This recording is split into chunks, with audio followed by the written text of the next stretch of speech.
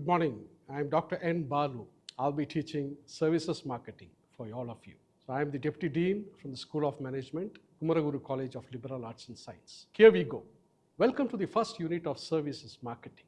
In this unit, we'll take an in-depth look at the services sector, what it comprises, its distinctive characteristics, and its increasing importance in both the global and Indian economies. Services touch every part of our lives, from banking to travel and from healthcare to entertainment. With insights from India and around the world, you will gain a foundational understanding of the services, industry scope, significance, and impact. So, what are services? Services are intangible actions, experiences, or benefits provided by one party to another.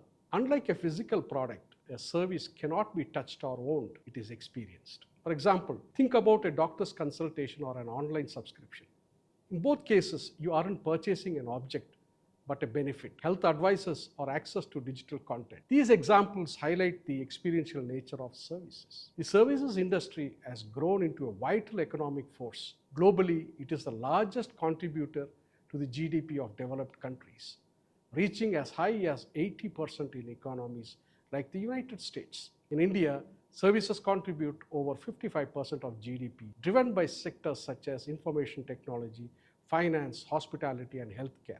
Indian firms like Infosys and Tata Consultancy Services have become global icons, providing high-quality IT services to clients worldwide. TCS, with its market capitalization of over 200 billion, exemplifies India's prowess in services. The services sector in the Indian economy. India's service sector has become the economy's backbone, accounting for over half of the national GDP. This transformation began in the 1990s when economic liberalization policies opened doors for global trade and foreign investment.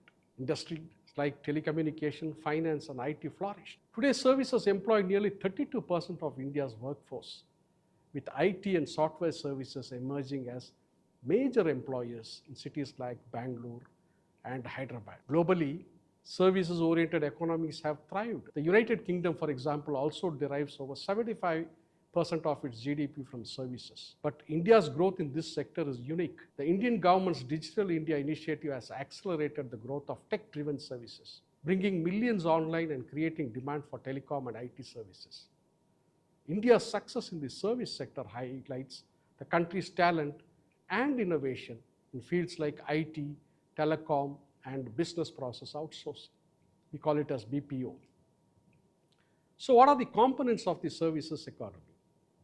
The service economy is multifaceted, spanning a variety of sectors that each meet distinct consumer needs. Broadly, services can be divided into three main areas. Professional services. These include IT, legal, financial, and consulting services. Companies like Infosys and Wipro exemplify India's strength in providing IT and consulting services to global clients. Business services, business process outsourcing, BPO, and logistics fall under this category. India's BPO sector has become a global leader, providing critical support services for international operations and corporations. What are the personal services? See, healthcare, education, hospitality, and wellness services directly impact individuals. See, leading players here include Apollo Hospitals in healthcare and Oberoi Hotels in hospitality. India's ability to deliver both high-quality professional and personal services has boosted the economy and positioned it as a leader in global service exports. Distinctive characteristics of services. Services differ from goods in four key ways. Intangibility. Services cannot be touched or owned. For instance, consulting services from KPMG or Deloitte provide knowledge, not physical items. Perishability. Services cannot be stored. A missed flight or a vacant hotel room represents lost revenue for the airline or hotel. Inseparability. Services require the presence of both the provider and the consumer. In a salon, for example, a customer must be physically present to receive the services. Heterogeneity. Services vary based on who delivers them. While a standardized product like a smartphone is consistent, the quality of a service like dining can change with each server or chef. These characteristics require unique strategies to ensure high quality, consistent service, which brings us to our next focus, the importance of service quality. Service contributes not just to the economy, but to the quality of life and social well-being. Consider the healthcare sector. Quality health services like those from Apollo and Max Healthcare contribute to public health and overall productivity. India's success in sectors like telecom, Reliance Jio, and IT TCS has elevated the nation's global reputation, drawing international investments and partnership. The role of services goes beyond GDP contribution. Services create jobs, facilitate foreign exchange through exports, and enhance infrastructure.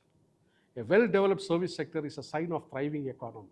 For example, the United States has become a global leader in services by leveraging its knowledge base, innovation, and a robust regulatory framework that supports quality standards. India's emphasis on service reflects a similar approach to growth and development. Classification of services and players in the sectors. The services can be classified by ownership, public versus private, and the profit orientation, for profit versus non-profit, among others. The Indian market is rich with players from each category contributing to its dynamic landscape. In banking, for example, we see government-owned banks like the State Bank of India, SBI, alongside the private banks like HDFC.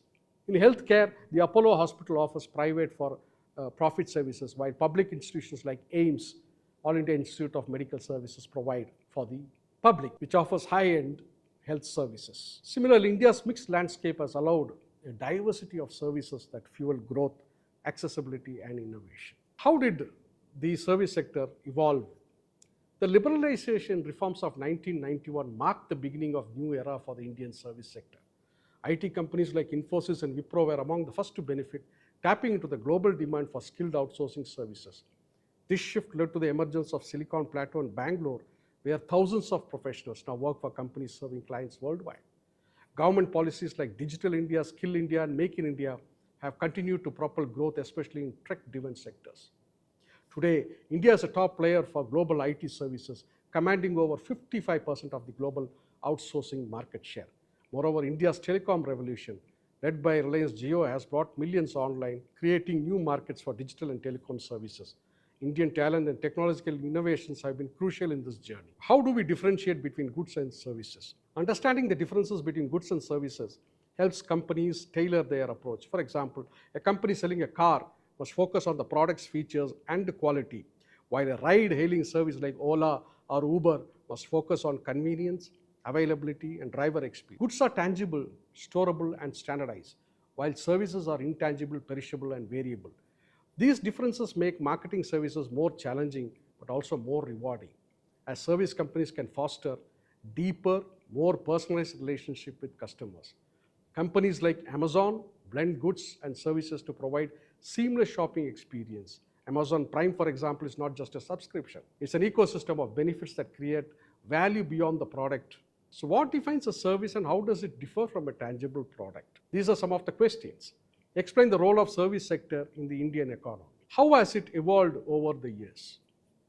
Another question can be, describe the distinctive characteristics of services. Why are these characteristics important for service market? Discuss the various classification of services with relevant examples from Indian and international markets. How do players in the service sector contribute to economic growth? There are some interesting books and references. Services Marketing, People, Technology, Strategy by Christopher Lovelock and Jochen Wirtz is a fantastic book. Services Marketing by Valerie Zeitman, Mary Jo Bittner, and Dwayne Gramier is another book. Marketing for Services Competing Through Quality by Leonard Lerberry is a fantastic one. We have Journal of Service, Indian Journal of Marketing and Service Industries. There are some movies which you all would have seen. The Intern highlights the importance of customer service. The Founder, Story of McDonald's, offers insight into service quality and franchising. Another movie, Call Center, highlights the BPO industry in India, organization providing data on service market. So we have National Skill Development Corporation, which provides data on service sector skills. We have Ministry of Commerce and Industry. We have NSS, or National Sample Survey Office. And then we have India Brand Equity Foundation, which provides reports on India's service sector.